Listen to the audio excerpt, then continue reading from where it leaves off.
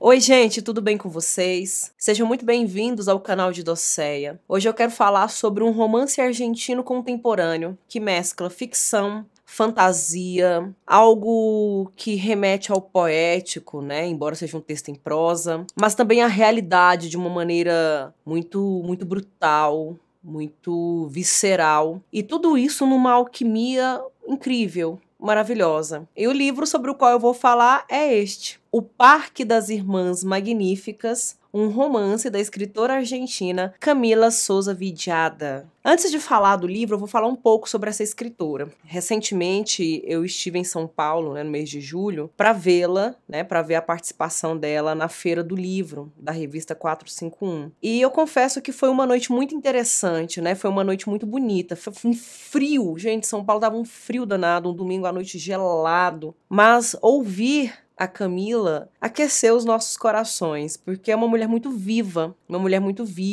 que traz para sua literatura aquilo que há de mais miserável da condição humana e principalmente da condição específica dela, que eu vou falar daqui a pouco. Mas também traz tanta força, coragem, vida, que é uma mulher que decidiu viver, escolheu viver e não aceita negociação quanto a isso. Então eu achei muito inspirador. Camila Souza Villada nasceu em 1982 na cidade de La Falda, na Argentina. Formou-se em comunicação social e teatro na Universidade Nacional de Córdoba. Em meio a diversos trabalhos como atriz, no teatro, no cinema e na televisão, passou a dedicar-se à escrita. E aí ela até trata a escrita mesmo como essa ferramenta de comunicação, de expressão, mas também uma forma de sobrevivência. Pelo livro, esse livro do qual eu vou falar hoje, O Parque das Irmãs Magníficas, que no original é Las Malas, ela recebeu alguns prêmios, sendo um deles um prêmio muito importante para a literatura de língua espanhola, que é o Prêmio Sor Inés de la Cruz. Neste livro nós temos magia, violência e ternura. Na verdade, quando a gente vai pesquisar a sinopse desse livro, a gente vai pesquisar mais informações sobre esse livro no Google, essas palavras aparecem juntas, palavras que aparentemente são contraditórias, elas se negam,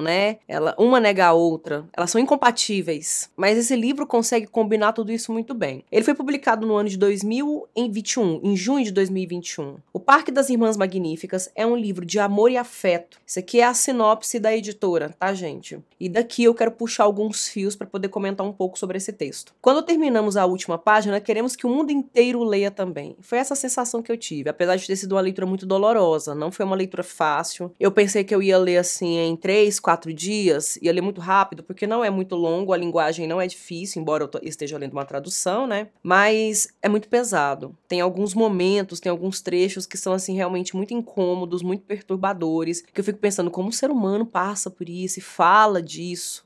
Só que é interessante, porque eu poderia até dizer assim, alerta de gatilho, por conta de algumas questões, de algumas cenas, de algumas situações que ela vivenciou, que ela narra aqui, serem gatilho mesmo. Mas ela conta de um jeito, ela tem um estilo que isso se torna possível, isso se torna poético. É muito interessante, é muito interessante. Eu não vou ficar dando detalhes do enredo em si, até porque também nem convém fazer isso. Eu acho que não tem essa sequência narrativa tão palpável como em textos de ficção, tem muito de autobiográfico aqui dentro também. Mas eu acho que vale a pena que o leitor tenha esse enfrentamento do texto. Quando chegou à cidade de Córdoba, para fazer a faculdade, que eu falei para vocês no que ela é formada, para estudar na universidade, a autora argentina Camila Souza Villada decidiu ir ao Parque Sarmiento durante a noite. É um importante parque que tem na cidade, na cidade de Córdoba. Eu até andei pesquisando, olhando no Google e vi que é um parque gigantesco. E parque durante a noite, gente, a gente já sabe que ele pode ser palco de acontecimentos muito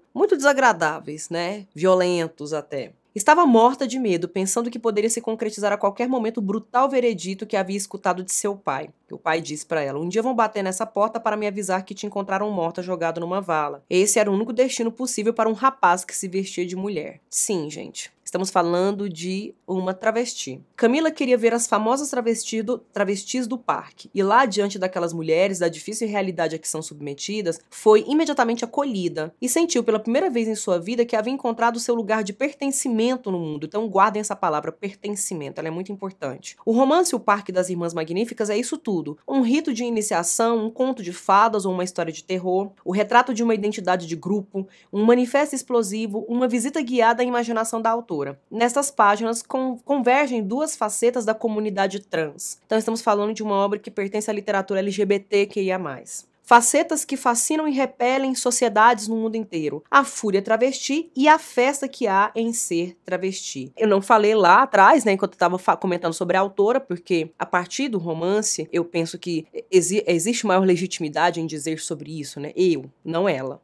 Ela se apresenta como ela bem entender. Mas eu, enquanto leitora de Camila Souza Vidiada, acho que é importante falar desse lugar social dela, dessa sua marca identitária, a partir da própria obra, que foi onde eu a conheci, que foi como eu a conheci. Camila é uma travesti, e ela trata disso nesse livro. Em algumas das sinopses, esse livro é referido não como um livro, mas como uma experiência, e de fato é isso que acontece quando a gente abre um livro desse. A gente vivencia pela linguagem o que Camila passou empiricamente. E desse modo, gente, todas as sensações que ela vivencia, né? O preconceito, a transfobia, a condição marginalizada de uma travesti numa sociedade que é transfóbica. E aí, quando eu tô falando de marginalização, eu não tô falando só do preconceito que ela sofre, eu tô falando dos lugares que sobram para ela ocupar. Porque ela relata nesse livro que é difícil para ela ser sequer vista pelas pessoas. As pessoas olham com ódio, com asco, com nojo, com desejo de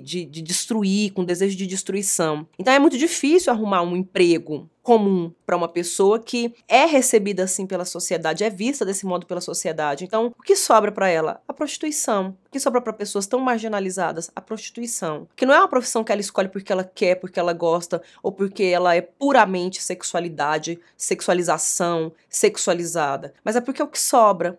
É o que ela pode fazer, é o que ela consegue fazer para pagar as contas dela, para pagar o aluguel, para comprar comida, para comprar roupa, para viver, para comprar os textos, os livros que ela precisava ler para a faculdade, para poder estudar. Então isso tudo já é muito triste e revoltante. A gente olha para isso, olha o tom já do livro do qual eu estou falando. É muito triste, é muito revoltante. É excluída, é segregada da sociedade. Elas andavam no parque durante a noite porque durante o dia as pessoas, tipicamente da família tradicional, não gostavam de vê-las ali, né? Essas pessoas que estavam dentro de um padrão de moralidade da sociedade não gostavam de encontrar com elas, de vê-las durante o dia nos espaços públicos. Então é como se até os espaços públicos fossem restringidos a essas mulheres, né, a essas pessoas. E isso também a gente vivencia pela linguagem, porque ela consegue fazer isso de uma maneira tão bem feita, né, com o texto dela. A gente vivencia, a gente sente a aflição, a gente sente a tristeza, a gente sente a revolta, embora a gente não esteja na pele dela. Então não é empírico, é pela linguagem, é pela imaginação, é pela fantasia. Mas já é suficiente para mobilizar em nós alguns exercícios de imaginação, de pensamento, de se colocar no lugar do outro, e mobilizar em nós uma tomada de consciência de que a nossa sociedade não é uma sociedade justa e de que ela não é pura, ela não é perfeita, ela não é santa, ela não é moralmente impoluta para poder julgar o que quer que seja,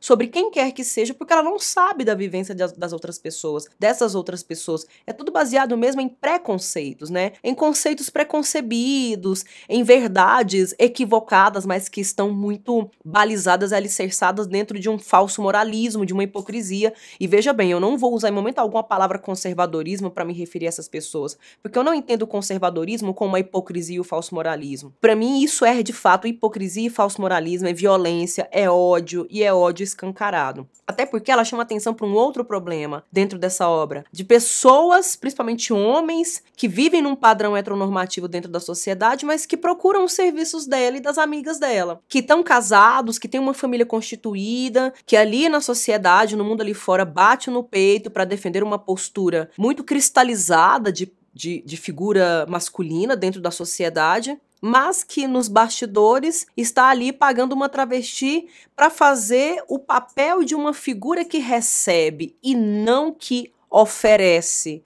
a prática sexual mais ativa, né? Eu estou usando eufemismos para o YouTube também não derrubar aí meu vídeo, nem colocar restrições. Embora na hora de disponibilizar ali, né, na plataforma, eu já coloque que não é meu conteúdo não é um conteúdo para crianças em geral, né, para menores de 18 anos, dependendo dos certos conteúdos. Mas como eu sei que a nossa sociedade ainda é muito preconceituosa, ainda tem muitas suas limitações, suas restrições, eu vou usar eufemismos aqui e para quem sabe, né? Pra quem sabe ler, pra bom entendedor, um pingo é letra, um pingo basta. Mas enfim, as violências físicas e simbólicas sofridas pelas travestis, a vulnerabilidade dessa parcela da sociedade, né? Diante dos preconceitos, de ter que sair à rua pra ir numa farmácia comprar um medicamento e ser entreolhada até pelos atendentes da farmácia, estar diante de risadinhas ou de certas murmurações, né? De como se aquela pessoa não tivesse nem que existir. Isso tudo é muito triste, gente. E ela consegue transmitir isso muito bem. O medo de ser e estar nesse mundo sendo quem se é e a transmissão desse medo pra gente, né? Ela faz isso muito bem a partir da escrita. A questão dessa hipocrisia, né, de uma sociedade que tem uma postura moralista e heteronormativa.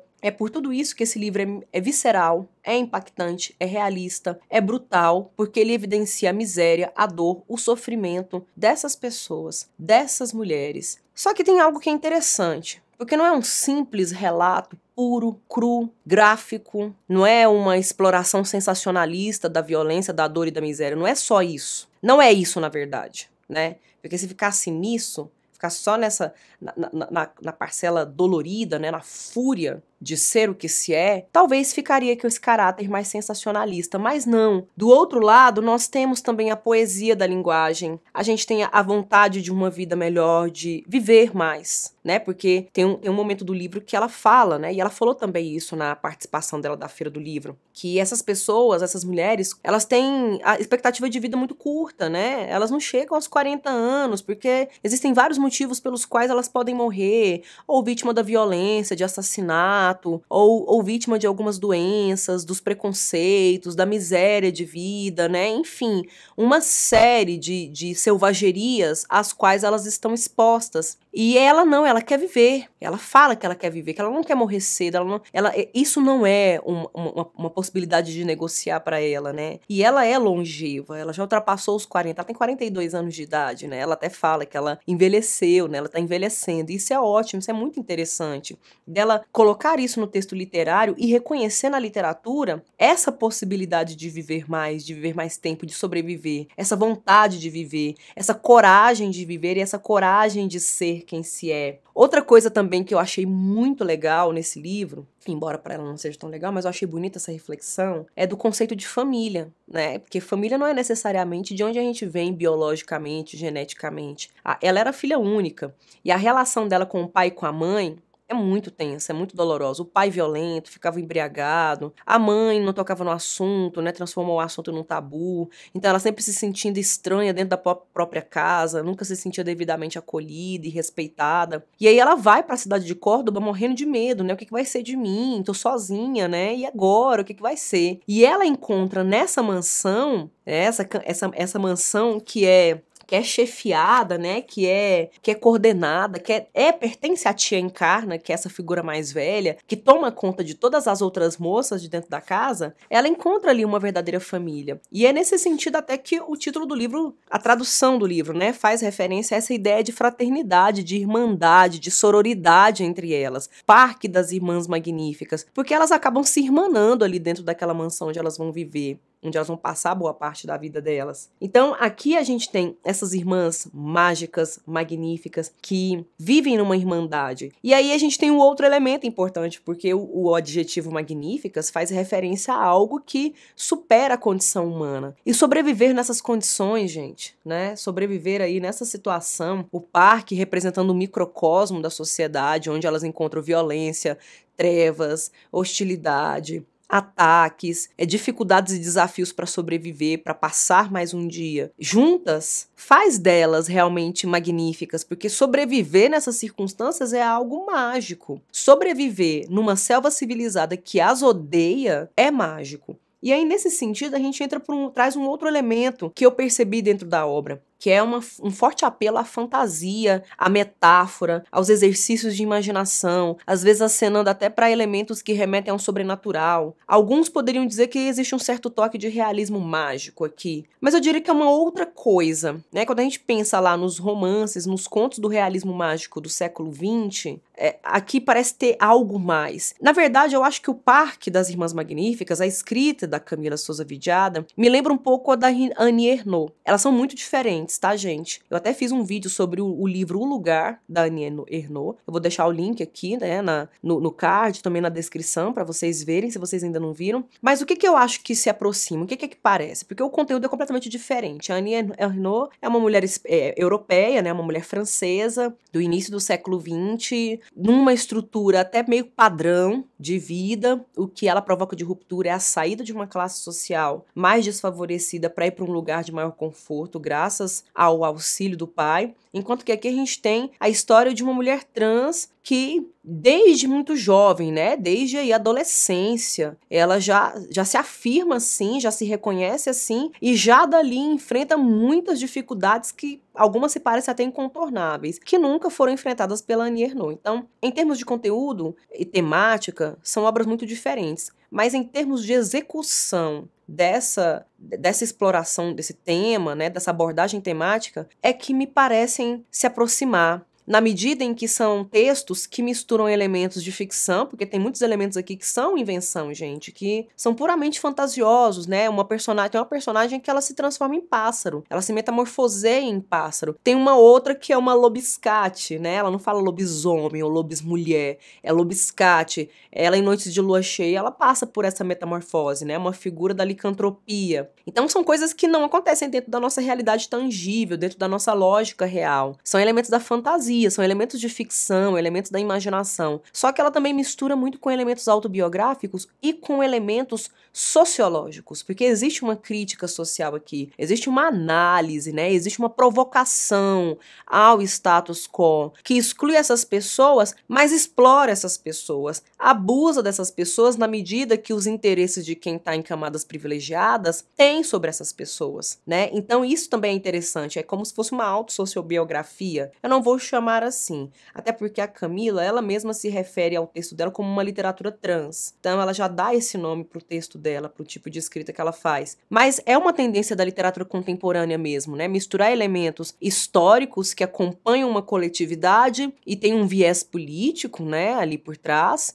mas também tem um posicionamento político, mas também tem elementos de autobiografia e de ficção, que é o que a gente percebe aqui dentro desse texto. A questão poética, uma questão lúdica, tem hora que ela brinca com a linguagem, ela brinca com os relatos, traz certas levezas, momentos de leveza no meio de todo esse peso, né, de toda essa dor, de todo esse cansaço. E em alguns momentos ela, sim, consegue até ser cômica, tem uma certa comicidade, né, muito provocativa, é muito irônica. Tem hora que a gente percebe que ela tá insultando a gente, ela tá insultando o leitor, ela tá insultando nós que estamos na segurança dos nossos escritórios, das nossas bibliotecas, dos nossos quartos, onde a gente tá só lendo, a gente não tá exposto pro mundo para ser massacrado, para ser perfurado, para ser agredido, enquanto ela foi. Enquanto ela esteve assim, né? Enquanto ela teve que enfrentar, por exemplo, o fato de saber que a existência dela não é naturalizada na sociedade ainda, que é uma sociedade ainda muito limitada em termos de entender a diversidade e a pluralidade de subjetividades existentes, né? De identidades existentes. Então ela, em alguns momentos, ironiza muito com a gente, né? Nos insulta, porque a gente tá vivendo tudo isso só pela linguagem. E tudo isso mesclado, tudo isso junto dentro do texto. E as outras duas coisas que eu queria chamar a atenção também, que vale muito a pena, que eu saí muito desse livro com esse sentimento, né, de que ela fala muito da coisa do pertencimento. Quando eu tava lendo a sinopse, eu pedi pra vocês gravarem essa palavra. Ela tá buscando pertencimento. Eu estou no mundo. Eu faço parte desse mundo. Qual é o meu lugar, então? Eu preciso achar meu lugar. Eu preciso achar o lugar pra chamar de casa. Eu preciso achar as pessoas pra chamar de família. Então essa lógica de pertencimento, aliada a uma lógica de liberdade, né? Eu quero ser quem eu sou. Eu quero admitir que eu sou quem eu sou. Então eu quero admitir que eu sou quem eu sou, eu quero mostrar para o mundo que eu sou quem eu sou e ser aceita em lugares por pessoas que vão me acolher, às quais vou pertencer. Então, pertencimento e liberdade são as duas palavras que ficaram ecoando, além de sobrevivência, de resistência, de coragem, de resiliência, mas pertencimento e liberdade foram duas palavras que ficaram muito marcantes para mim depois dessa leitura. Você já leu O Parque das Irmãs Magníficas, de Camila Souza Vidiada? Se você não leu, eu recomendo que leia. E se você já leu, me conte o que você achou, como é que foi essa experiência para você, como é que você lidou com os momentos mais difíceis, como que você recebeu os momentos de um alívio cômico até, muitas vezes, que ela coloca aqui, só só que muito ironicamente, muito provocativamente, né? Não é só para dar o alívio pro leitor, mas é para mostrar pro leitor, ó, leitor, você ainda tá confortável de um jeito que eu não estive nesse momento, desse episódio da minha vida.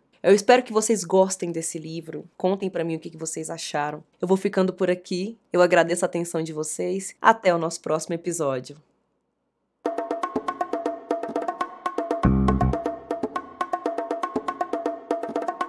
Thank you.